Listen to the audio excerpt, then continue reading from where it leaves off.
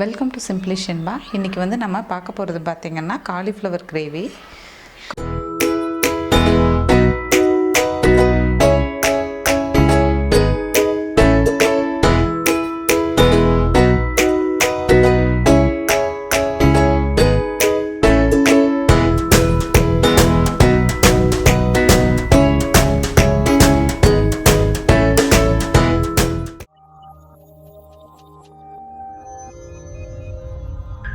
Cauliflower சின்ன சின்னதாக cut பண்ணி உப்பு மஞ்சள் போட்டு நல்லா சுடுதண்ணியில் போட்டு எடுத்துருக்கேன். ஏன்னா இதில் நிறையா மருந்து இருக்குங்க. அதுக்கப்புறம் பார்த்திங்கன்னா அதில் சின்ன சின்ன பூச்சி இருக்கும், அதுக்காக தான். இப்போ அடுத்தது பார்த்திங்கன்னா நான் அதை நல்லா வடிகட்டி எடுத்து வச்சுருக்கேன். இதில் வந்து நம்ம மிளகாய்த்தூள் கொஞ்சம் சேர்த்துக்கலாம். இதை நம்ம ஃப்ரை பண்ணி எடுக்க போகிறோம், அதுக்கு தான். உப்பு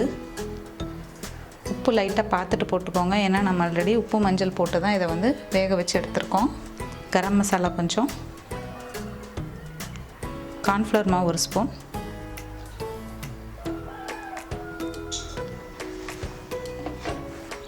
அரிசி மாவு 1 ஸ்பூன். அரிசி மாவு இருந்தால் சேர்த்துக்கோங்க, இல்லைன்னா கார்ன்ஃப்ளவர் மாவே 2 ஸ்பூன் போட்டுக்கோங்க போதும். இப்போ இது எல்லாத்தையும் நம்ம நல்லா மிக்ஸ் பண்ணிடலாம். லைட்டாக தண்ணி தெளிஞ்சு இதை வந்து நம்ம நல்லா மிக்ஸ் பண்ணிக்கலாம்.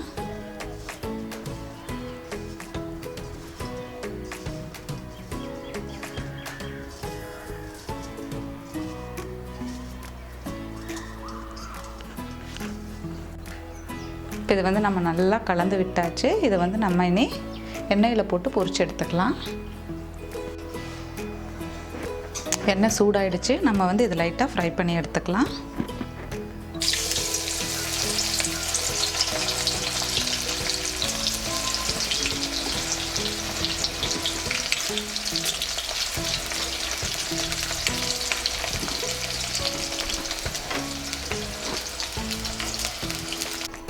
பாருங்கள், எல்லாமே லைட்டாக நம்ம இப்போது ஃப்ரை பண்ணி எடுத்தாச்சு. இன்னும் அடுத்தது வந்து நம்ம கிரேவி செய்யலாம்.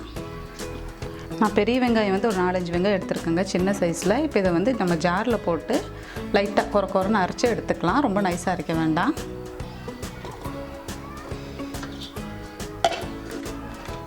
இப்போ அடுத்தது பார்த்திங்கன்னா அடுப்பில் ஒரு கடாய் வச்சு எண்ணெய் ஊற்றிக்கலாம். இப்போ அந்த எண்ணெயில் வந்து நம்ம பிரியாணி இலை, சோம்பு கொஞ்சம், பட்டை, கிராம்பு, ஏலக்காய் இதை 3ஐயும் வந்து போட்டுக்கலாம்.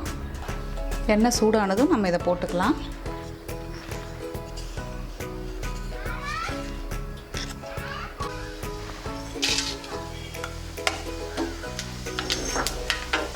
இப்போ அது கூடவே பார்த்திங்கன்னா ஒரு பச்சை மிளகா கீறி வச்சுருக்கேன்.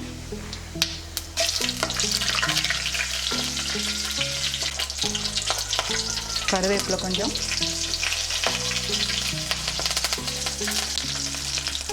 இப்போ நம்ம அரைச்சி வச்சுருந்தோம் இல்லையா இந்த பெரிய வெங்காயம், பாருங்கள் ரொம்ப நைஸாகவும் அரைக்கக்கூடாது, இந்த மாதிரி கொரன்னு அரைச்சி எடுத்துக்கலாம். அதையும் வந்து அது கூட சேர்த்துக்கலாம். இப்போ நம்ம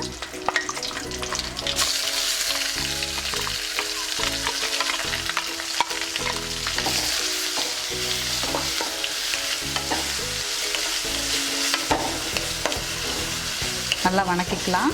இந்த பச்சை வாசம்லாம் போட்டும்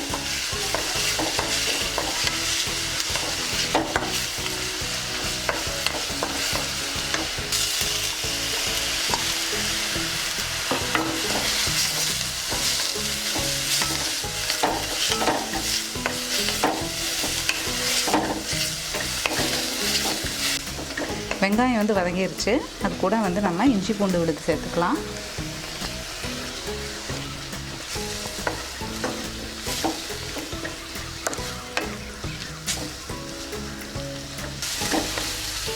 இப்போ அது கூடவே பார்த்திங்கன்னா நம்ம 2 தக்காளியை சேர்த்துக்கலாம்.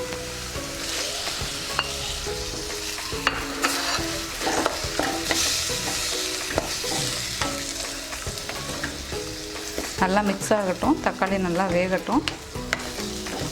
அடுப்பை லோ ஃப்ளேம்லேயே வச்சுக்கலாம். இது நல்லா வெந்து வரட்டும்.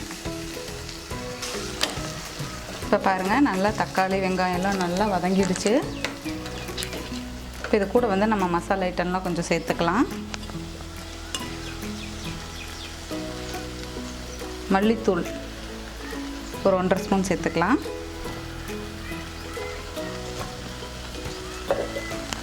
அப்புறம் பார்த்திங்கன்னா கரம் மசாலா ஒரு 3/4 ஸ்பூன் சேர்த்துக்கலாம். ஆல்ரெடி வந்து நம்ம பச்சை மிளகா போட்டிருக்கோம், இஞ்சி பூண்டு விழுது போட்டிருக்கோம். அதனால் காரம் வந்து பார்த்துட்டு உங்களுக்கு ஏற்ற மாதிரி சேர்த்துக்கோங்க. நான் வந்து 1 ஸ்பூன் மட்டும் போடுறேன்.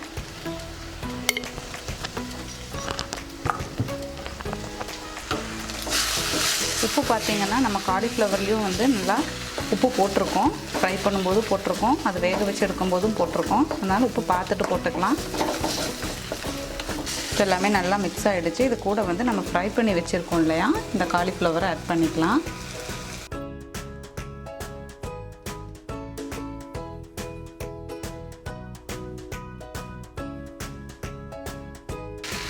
உப்பு நான் தனியாக போடலை, ஏன்னா காலிஃப்ளவர்லேயே கொஞ்சம் உப்பு இருக்கிறனால நம்ம பார்த்துட்டு வேணும்னா போட்டுக்கலாம். இப்போ நல்லா கலந்து விட்டாச்சு. கொஞ்சம் தண்ணி ஊற்றிக்கலாம்.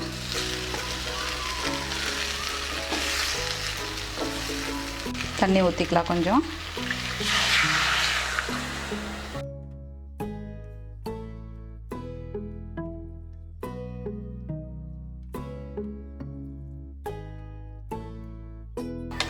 காரம் எல்லாமே காலிஃப்ளவர்லேயும் பிடிக்கட்டும், தக்காளி வெங்காயத்தோடது எல்லாமே.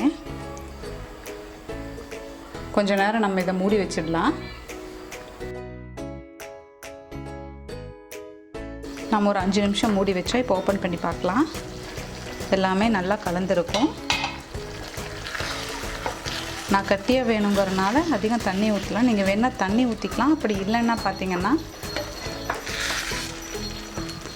இல்லைன்னா ஒரு 1/4 மூடி தேங்காய் எடுத்து அதை அரைச்சி பால் மட்டும் எடுத்துகிட்டு ஊற்றுனீங்கன்னா இன்னும் நல்லா டேஸ்ட்டாக இருக்கும். நமக்கு இன்னும் கொஞ்சம் கிரேவியும் கிடைக்கும். இப்போ வந்து நம்ம மல்லித்தலை தூவிட்டு இறக்கிக்கலாம். காலிஃப்ளவர் கிரேவி ரெடி ஆகிடுச்சு. இந்த மாதிரி கிரேவியை நீங்களும் ட்ரை பண்ணி பார்த்துட்டு கமெண்ட் பண்ணுங்கள், லைக் பண்ணுங்கள். சிம்பிளி ஷென்பா சேனலை சப்ஸ்கிரைப் பண்ணாதவங்க சப்ஸ்கிரைப் பண்ணிடுங்க. தேங்க்யூ.